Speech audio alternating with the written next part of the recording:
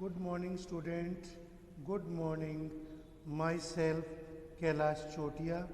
मेरा नाम कैलाश चोटिया है। जैसा कि आप मेरे से परिचित हैं और जो रघुनाथ स्कूल है, जो रत्नगढ़ का सबसे बेस्ट स्कूल है, सबसे अच्छा स्कूल है, सबसे फेमस स्कूल है, उसकी ओर से जो आपको ऑनलाइन क्लासेज उपलब्ध कराई जा रही है, उन ऑनलाइन क्लासेज में मैं कक्षा 7 में आपको सामाजिक विज्ञान है उसका अध्ययन है वो करा रहा हूँ। जैसा कि बच्चों आपको पता है, हमारा तीसरा अध्याय है वो चल रहा है। तीसरा अध्याय है वो अभी तक पिछले 3-4 दिनों से आपका तीसरा अध्याय है वो शुरू हो रहा है या शुरू हो चुका है, जिस अध्याय का नाम है दिल्ली सल्तनत। देखो बच्चों, मैं आपको दिखा रहा हूँ दिल्ली सल्तनत। दिल्ली सल्तनत जिसमें मैंने आपको दिल्ली के शासकों के बारे में बताया था, जिसमें अनंगपाल, पृथ्वीराज चौहान, प्रारंभिक तुर्की शासक कुतुबुद्दीन ऐबक, शमसुद्दीन इल्तुतमिश, रजिया, गयासुद्दीन बलबन, खिलजी वंश में जलालुद्दीन खिलजी, अलाउद्दीन खिलजी, तुगलक वंश में गयासुद्दीन तुगलक, फिरोज तुगलक, मोहम्मद बिन तुगलक, सैयद वंश में खिज्र खान, लोधी वंश में बहलोल लोधी, इनके बारे में बताया था। फिरोज शाह के मकबरे के बारे में बताया था।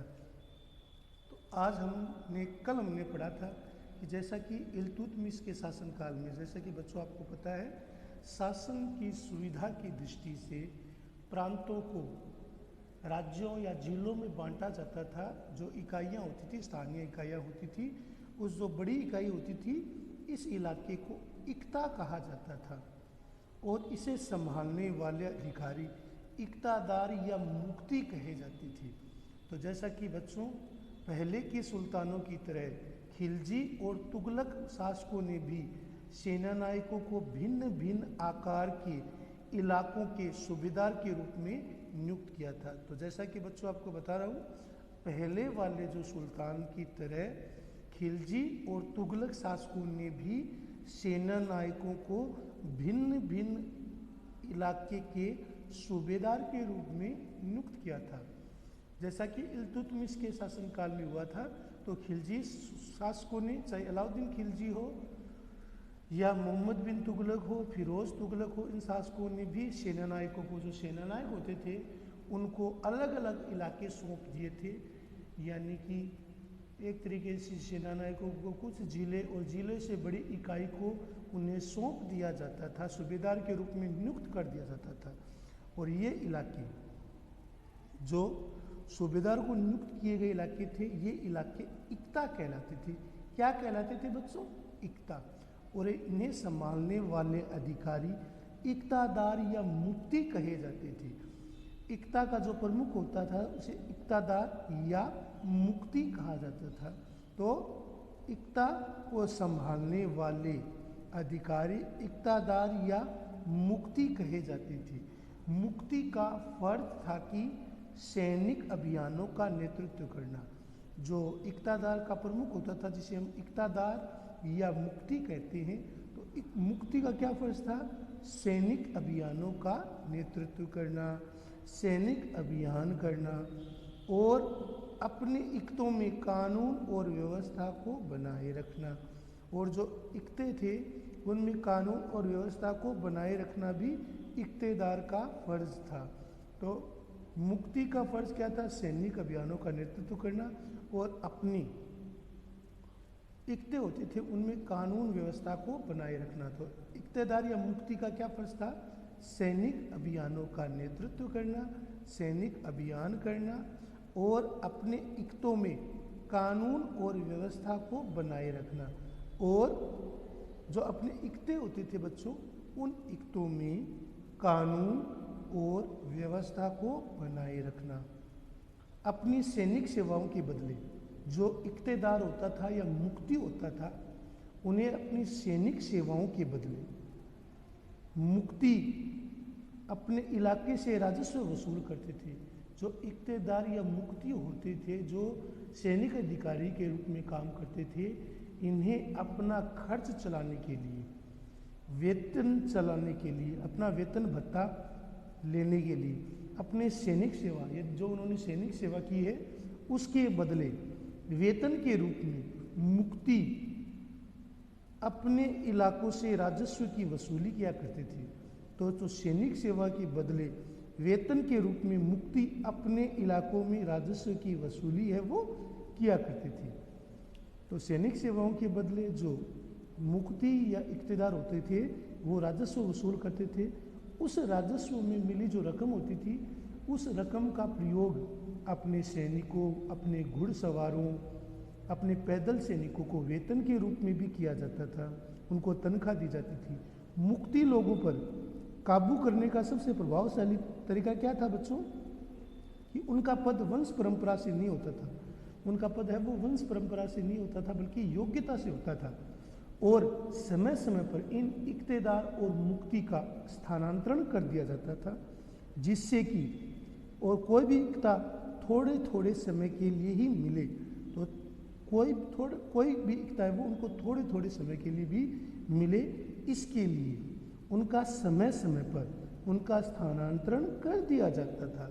सुल्तान अलाउद्दीन खिलजी और मोहम्मद तुगलक के शासनकाल में नौकरी के इन कठोर नियमों का बड़ी सख्ती से पालन होता था, क्योंकि मोहम्मद अलाउद्दीन खिलजी और मोहम्मद तुगलक के समय जो इख्तियार होता था, मुक्ति होता था, इनके नियमों का कठोरता से पालन किया जाता था।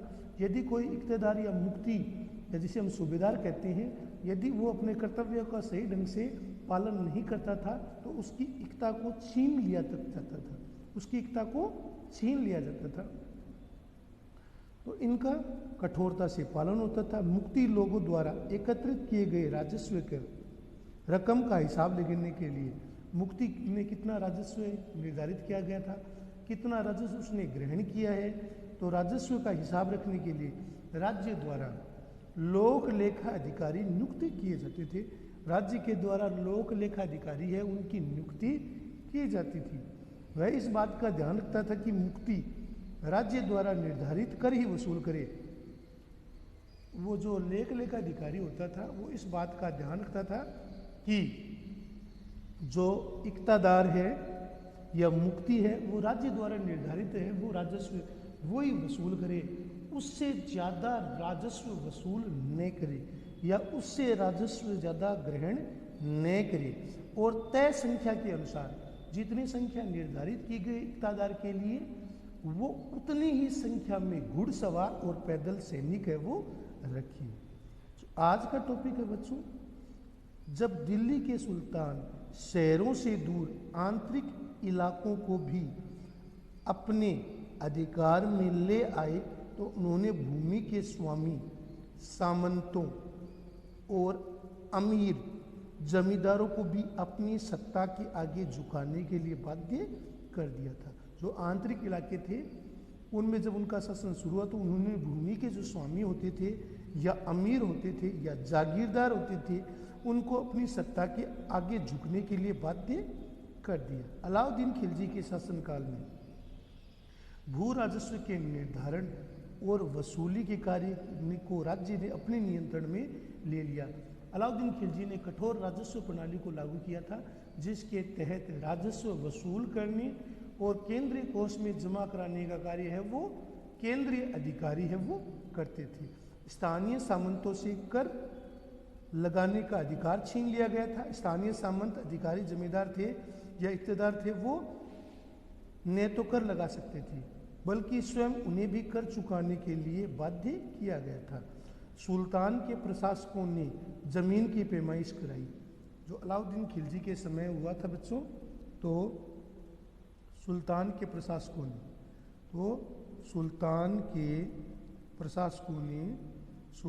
प्रशासकों ने ज़मीन की पैमाइश करवाई और इसका हिसाब बड़ी सावधानी से रखा। कुछ पुराने सामंत और जमींदार राजस्व के निर्धारण और वसूली अधिकार के रूप में सल्तनत की नौकरी करने लगे। कुछ पुराने जो सामंत थे या जमींदार थे वो राजस्व के निर्धारण और उसकी वसूली के लिए सल्तनत की नौकरी करने लगे थे। उस समय अलाउद्दीन खिलजी के समय 3 प्रकार के कर प्रचलित थे। कौन कौन से थे? कृषि कर, जिसे खराज कहा जाता है, कृषि कर, अंडरलाइन करना इसको, कृषि कर यहाँ से लेकर यहाँ तक, ठीक है ना। तो कृषि कर जिसे क्या कहा जाता था? खराज कहा जाता था, जो किसान की उपज का लगभग 50% होता था।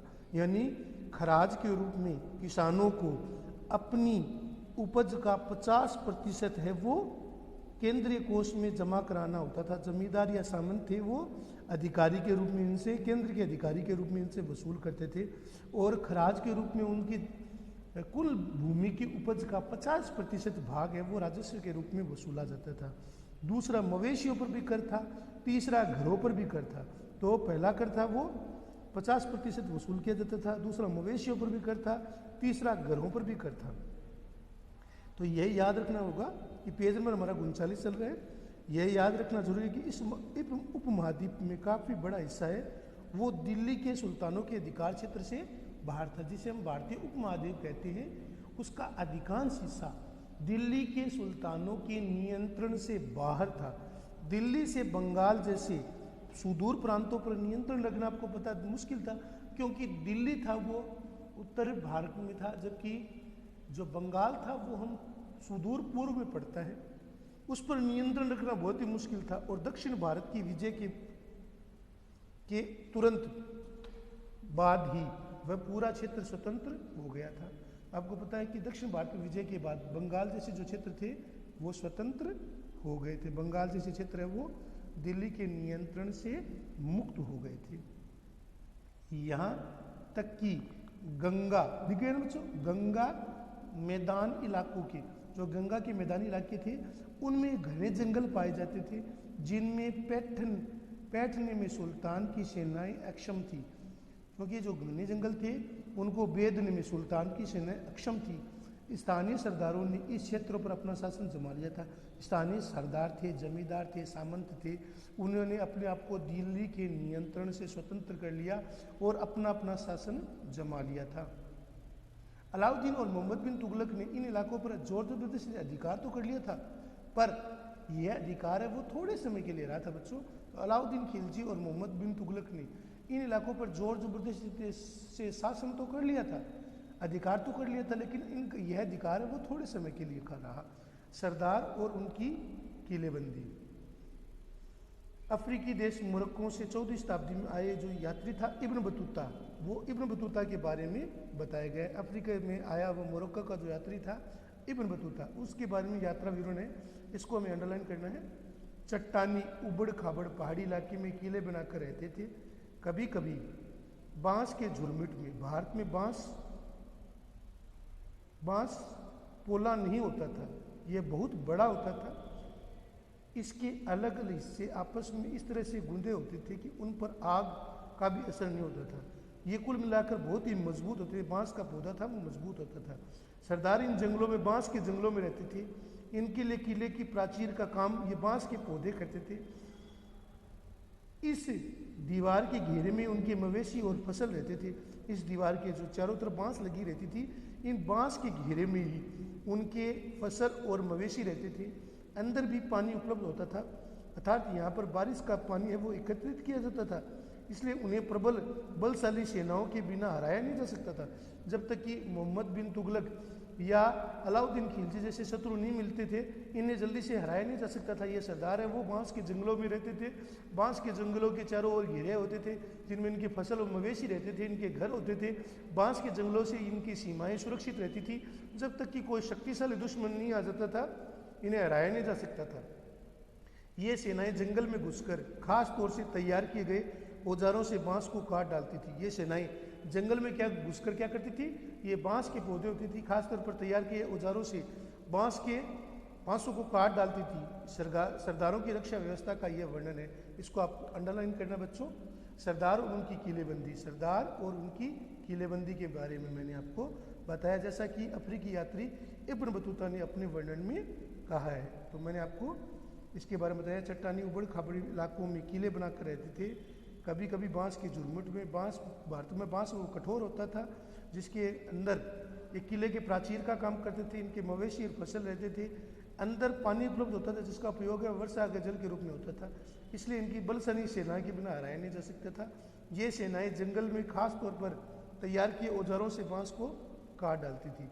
इसके बाद भी पेज नंबर 40 में नीचे नीचे चंगेज का आपको पता है जो लुटेरा था, चंगेज खान के नेतृत्व में मंगोलों ने 1219 के उत्तर पूर्व ईरान में ट्रांस ऑक्सियाना जिसे आधुनिक उज्बेकिस्तान है उसे पर हमला किया था और उसके शीघ्र बाद उन्होंने दिल्ली सल्तनत पर भी धावा झेलना पड़ा था। चंगेज खान के नेतृत्व में मंगोलों ने दावा बोला था। अलाउद्दीन खिलजी और मोहम्मद बिन तुगलक के शासनकाल में आरंभ में दिल्ली पर मंगोलों के धावे बढ़ गए थे। चाहे अलाउद्दीन खिलजी हो चाहे मोहम्मद बिन तुगलक का शासनकाल हो, इनके शासनकाल में मंगोलों का आक्रमण है वो बहुत मजबूती से बढ़ गया था। मंगोलों ने धावे बोलने शुरू कर दिए थे। इससे मजबूर होकर दोनों ही सुल्तानों ने एक विशाल स्थानीय सेना खड़ी करनी पड़ी। अलाउद्दीन खिलजी चाहे मोहम्मद बिन तुगलक, इन शासनकाल के दौरान मंगोलों के आक्रमण का भय वो लगातार बढ़ गया था। मंगोलों ने दिल्ली पर कमजोरी का लाभ उठाकर दावे बोलने शुरू कर दिए थे। तो मजबूर होकर चाहे अलाउद्दीन खिलजी हो चाहे मोहम्मद बिन तुगलक हो, उन्होंने एक स्थानीय मजबूत सेना का गठन किया था। इतनी विशाल सेना को संभालना प्रशासन के लिए भी भारी चुनौती था। इतनी बड़ी विशाल सेना को संभालना भी प्रशासन के लिए चुनौती था। तो आइए हम देखते हैं कि दोनों सुल्तानों ने इस चुनौती का सामना है वो कैसे किया। इसके बारे में बच्चों मैं कल आपको बताऊंगा।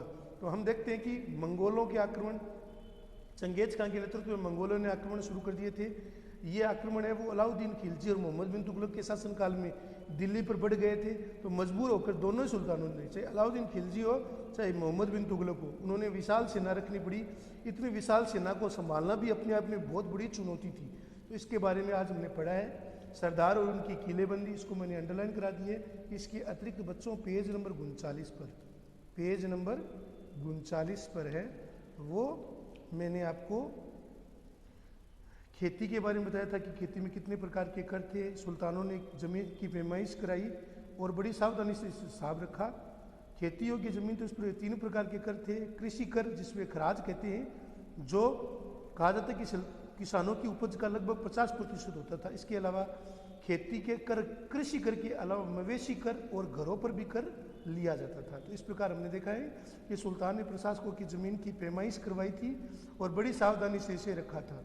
कुछ पुराने सामंत और जमींदारों ने राजस्व के निर्धारण वसूली अधिकारी के रूप में सल्तनत की नौकरी करने लगे थे। उसमें 3 प्रकार के कर थे। कृषि कर जिसे खराज कहा जाता था, किसान की उपज का लगभग 50% होता था। इसके अलावा मवेशी से कर लिया जाता था और घरों पर भी कर लिया जाता था। मवेशियों के मालिक से कर लिया जाता था और घरों से भी कर वसूल किया जाता था। तो इस प्रकार हमने आज का बिंदु देखा है। इसको आपको देखना है, समझना है, याद करना है, इसको लिखना है, या आपके नोट्स के रूप में इसको लिखना है। ये आपका होमवर्क है। धन्यवाद।